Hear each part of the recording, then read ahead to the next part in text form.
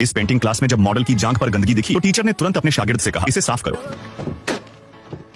अगर किसी स्टूडेंट की पेंटिंग में जरा सी भी गलती होती तो वो वहीं सबके सामने उसकी सख्त बेइज्जती करता। अगर कोई काम उसे पसंद नहीं आता तो वो स्टूडेंट को तुरंत क्लास से निकाल देता। एक स्टूडेंट तो ऐसा था जिसने खाली कैनवस ही दे दिया था। किसी ने नहीं सोचा था कि वही लड़का आगे चलकर लियोनार्डो दा विंची बन जाएगा। दा विंची उस मॉडल को देख रहा था, लेकिन उसका दिल उसे बनाने को तैयार नहीं था। उसे लगता था कि जो लड़की सामने बैठी है वो कोई देवी नहीं, बस एक गरीब गांव की लड़की है जो मजबूरी में ये काम कर रही है। लेकिन टीचर ने उसे एक पौराणिक शिकारी देवी की तरह तैयार कर दिया था। दा विंची को उसमें कोई देवी नहीं दिखी, उसे सिर्फ उसके खुरदरे हाथ, झकमी बाजू और पीठ पर पड़े पुराने निशान दिखे। टीचर जैसा कह रहा था वैसा वो नहीं बना सका, क्योंकि वो सिर्फ वही बनाता था जो सच में उसकी आंखें देखती थी। जब उसका काम परफेक्ट नहीं बन पाया तो क्लास के बाद दा विंची मॉडल के पास गया। मॉडल ने फिर से वही पोज ले लिया जो क्लास में लिया था, लेकिन दा विंची ने उसे मना कर दिया। उसने कहा, ऐसे नहीं, वैसे बैठो जैसे तुम सच में बैठती, क्योंकि मुझे तुममें कोई शिकारी देवी नहीं दिखती। मुझे एक सीधी सादी गांव की लड़की दी है। लेकिन वो सिर्फ चारकोल स्केच से खुश नहीं था, उसे रंगों वाली तस्वीर बनानी थी। रात में वो चुपचाप टीचर के स्टूडियो में घुसा और वो पेंट्स चुरा लाया जो सिर्फ टीचर के पास थे। देर रात वो बेल के किराए वाले कमरे में गया और उसी स्केच में रंग भरना शुरू कर दिया। जब वो वापस लौटा तो देखा कि टीचर अब भी जाग रहा है, अकेले कैनवस के सामने बैठा परेशान लग रहा था। दा विंची ने पूछा, सर सब ठीक है? टीचर ने माना कि शायद उसने खुद को ज्यादा समझ लिया। उसने चर्च से एक प्रोजेक्ट लिया था, शहर के सबसे बड़े गिरजाघर की छोटी पर 18 टन वजनी क्रॉस लगवाना। उस जमाने के लिए ये बहुत बड़ी बात थी, रिस्क भी और सम्मान भी। लेकिन जितनी भी मशीनों का डिजाइन उसने बनाया उसमें एक ही रास्ता था, क्रेन से क्रॉस को ऊपर उठाना। लेकिन गिरजाघर की ऊपरी मचान 18 टन का घूमता बोझ नहीं झेल सकती थी। उसने कहा, मेरी पूरी इज्जत इस प्रोजेक्ट पर टिकी है। लेकिन दा विंची उस बात में पूरी तरह खो गया था। वो लगातार टीचर के डिजाइन को देखता रहा, लेकिन टीचर ने कहा, अब सो जा। बिस्तर पर लेटा दा विंची उस इंजीनियरिंग की परेशानी को भूल नहीं पा रहा था। जैसे ही उसने मोमबत्ती बुझाई, उसकी लपट से उठता धुआं देखकर उसे एक आइडिया आया। उसके दिमाग में कौन था, अगर 18 टन की चीज को वजनहीन बना दिया जाए तो गिरजाघर की मचान से आसानी से झेल सकी है।